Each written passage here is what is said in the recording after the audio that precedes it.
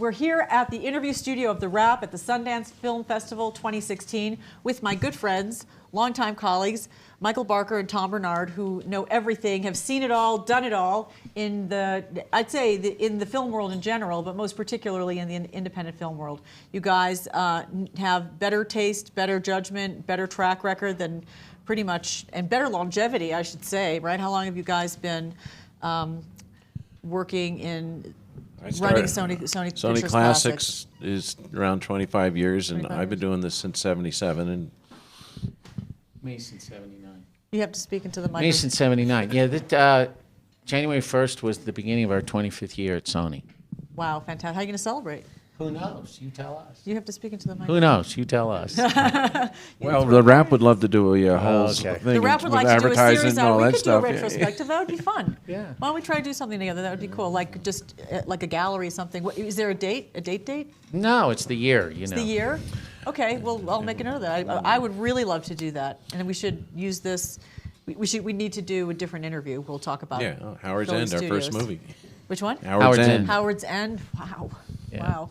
Lucky, right? No, I'm just kidding. Definitely luck. No, there's a great story behind it, but it's not for this. You want me to tell it now? I'll tell it. Yeah, sure. We're running behind anyway. Yeah, sure. All right, so we started Orion Classics together, and things didn't work out at Orion. They went bankrupt, and we had after about 9 years. Yeah, and we had Howard's End from Script Stage, and had developed it, and Ishmael had sold it to us. We were getting ready to open it, and then we realized that the company was over. Orion. Yes, and so there's a bankruptcy committee. It was a great company. We had Kurosawa's ran there. Oh, yeah. Great. So the bankruptcy guys, were now controlling everything, and we were leaving. Everyone wanted to leave, but we weren't going to leave without our movies. And so Michael and I chatted, and we said, "Hey, why don't we?" Ishmael said, "I'd love to buy the movie back," and we said, producer. "Yeah, Ishmael Merchant." And then we said, "Well, okay, let's see if we can show it to the bankruptcy committee and see if they want the cash or the asset." And Michael likes to tell this part of the story. Well, Tom said the bankruptcy lawyers are never going to see the value in this film, and so show them the film. Showed them the film, and they said, "Who's Howard?" That's what happened. And so the Ismail was able to buy the film back and then resold it to us at Sony. It was our first film. That was your first film. Yeah. And since then, you've had too many, I can't even remember every film, but you have introduced the world to so many filmmakers who otherwise might not have been presented on the world stage, particularly because you're pretty much the only studio that will still champion foreign films and will take that risk on foreign films and releasing them. As Eric Ramirez said, "Why do you release my films? Why do you keep buying them?" We had no idea. We said, "It's because they're great and we love them." That's great. How are you finding Sundance this year? Eclectic. Michael? Well, when it started, I was a bit concerned that the films didn't feel that strong, but now we're here on a Sunday, and I'm starting to think I'm seeing some very good films. We've also launched 2 of our films, another one tomorrow, and the 2 that we launched, Miles Ahead and Maggie's Plan, went over like gangbusters. So it's a good Tell us Sundance. about the films that you have here. Well, Miles Ahead is directed, starring, produced, and written by Don Cheadle about Miles Davis, and it's quite a Plays Miles spectacular Davis. film. Actually And, plays the trumpet. yeah, it's Really? Oh yeah, it's Not a like real, Miles Davis. I was going to but, say yeah. that's a dangerous but comparison to try to put yourself up against. No, he's a real. It's a real tour de force for Don Cheadle, and the film is just so great. And then the other film is Maggie's Plan, which is written and directed by Rebecca Miller, and it stars Greta Gerwig, Ethan Hawke, and Julianne Moore. And what's so wonderful about that movie is that it's light, and what I'm sure you're finding in the sea of movies is how heavy and dark they are. Yeah. So it was what was great about Maggie's Plan. You could feel people feeling a kind of breath of fresh air because it was light. Yeah, right. But also meaningful. I mean, it's a really strong movie. I've noticed a lot of animals in movies. Okay, that's a trend. I What? I saw a bear. I saw a bear. Saw a bear. Wiener dog. I saw A wiener dog. Schnauzer. I've seen eagles. I've seen foxes getting eaten by eagles. I've seen rabbits. I'm looking for the theme. Every year they try and get the theme. And you think I'm working this that year one. it's an animal theme. I'm working animals. We were talking about there being a lot of films that have to do with sort of masculinity in America and sort of understanding what it means to be a man in contemporary society today, which You mean the frat movie? well, for example, that's Yeah. Goat is a good. Oh, a goat! Forgot the goat. The goat. That's goat, right. The goat. But I think you can We go. should go to a gallery idea. Animals at Sundance 2016. I think you can go more specific than that, and it's not just Sundance, but I'm noticing it in plays and books now. Hamilton being a great example. It's not just about masculinity and identity with regards to that, but it's also about the American character of masculinity, and it's such a contradiction in terms and very rich, you know, and you see that in these movies. I have to say that the movies I've been seeing are all incredibly strong, powerful women that achieve things that.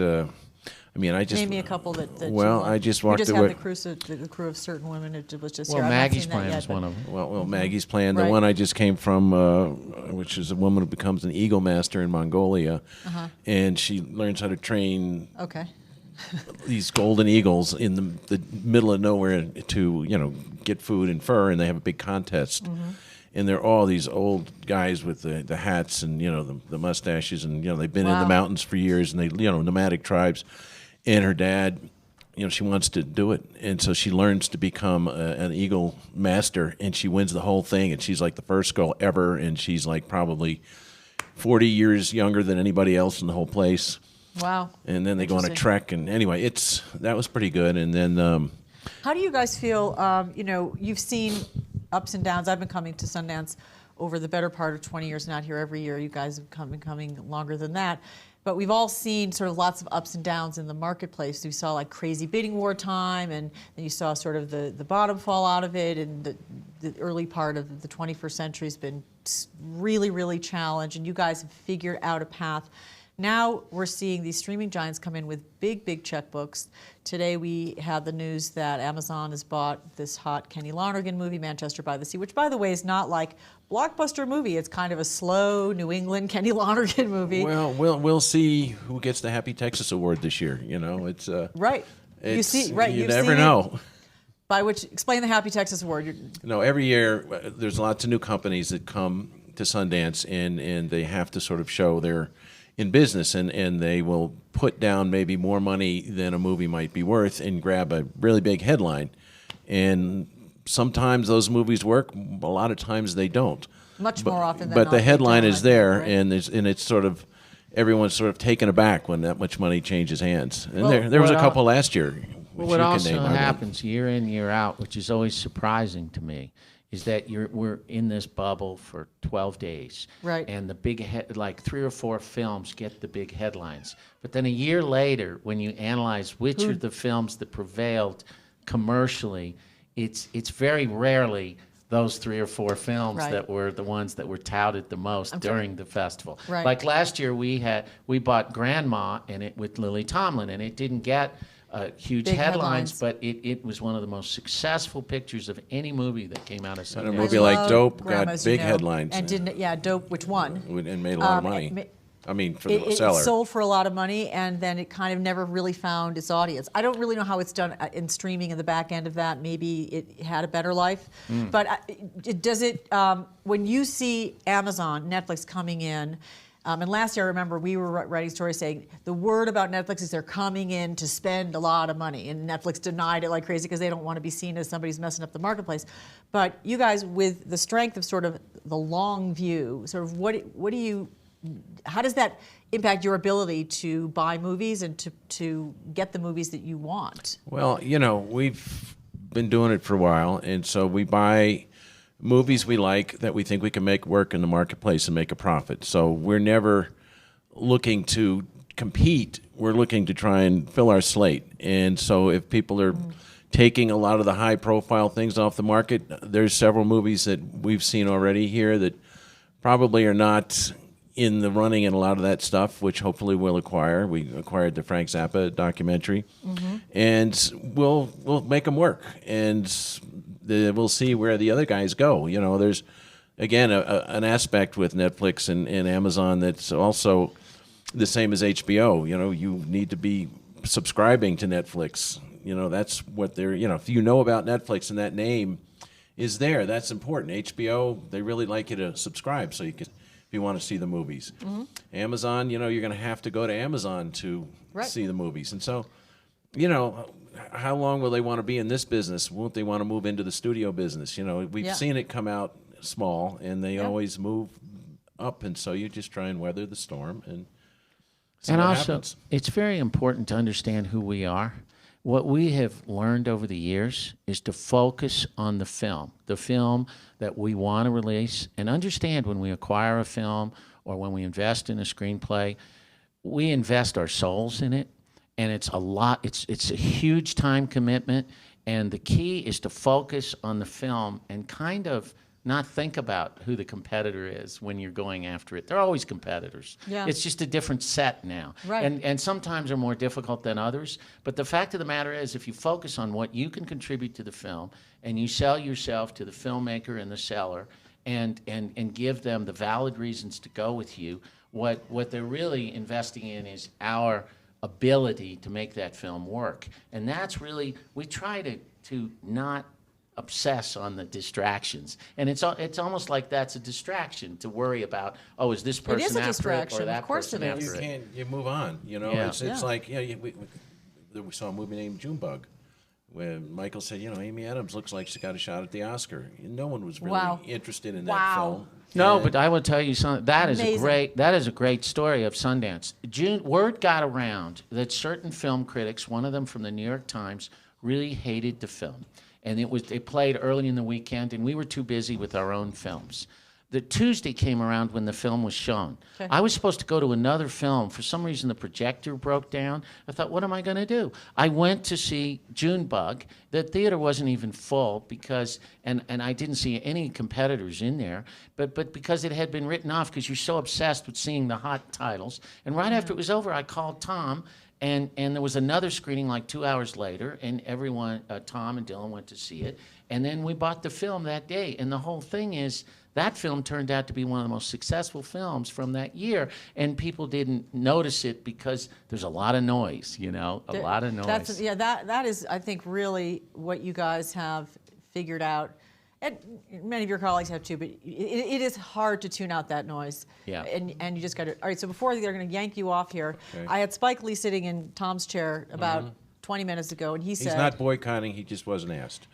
I think he's dodging the word boycott because he's making a deliberate choice to go to a Knicks game instead of going to the Oscars. But one of the things he said was he's still pretty fired up about this topic, and he said not a single studio chief has come out and said anything about this issue. So I'm going to give you guys the opportunity because you run studio. What are we supposed to say? What are you asking us? I think he's saying that while African Americans and people of color who are involved in the film industry have raised their voices to say that the lack of diversity in the Academy is not something that can continue, that he has not heard. That's what he said. He has not heard any studio chief raise their voice in the same way. Well, let me just say this, and Michael can help me with this. The way we would like to respond is to maybe talk about all the movies we have with diversity in directors. Well, we have so many, but it's not really about us. It's about the Academy.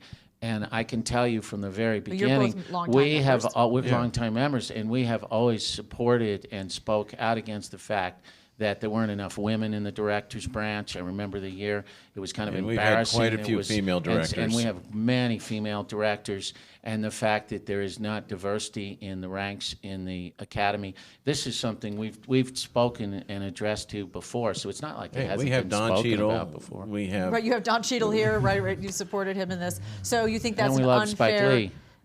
You know, I don't know about unfair. I'm not saying it's unfair. I just think that it needs to be addressed. He's right. You know, there's no question about that. He's right. We just do what we do, and we have an incredibly diverse slate, and always have. And on every type of diversity you want to look at, we've got. And so, and some of it rises into the Academy in years, some of it doesn't. But There's You're not. saying that from the perspective, because we're saying the industry needs to change. It's not about the Academy. It's about what films Yeah, we're it's making. what we do. ultimately, We're right? making So- those choices, and That's those right. are important choices. So we got a movie about a girl who wants to ride a bicycle in Saudi Arabia, and she's not allowed to do it. And it's our movie. It's a foreign You language know- film, and we Yeah, I tried to say get it really, nominated. I yes. think it's about discrimination in so many places. And Tom has referred to one, which is female directors that really deserve a lot of attention. And we've had many of them, and they are as good, if not better, than any male director you can name. And that's fact, Well, thank you, Michael Barker, Tom Bernard. We're looking forward to working with you guys as we have for all these years, and we look forward to all the films that you're bringing to the world. Thank you very much.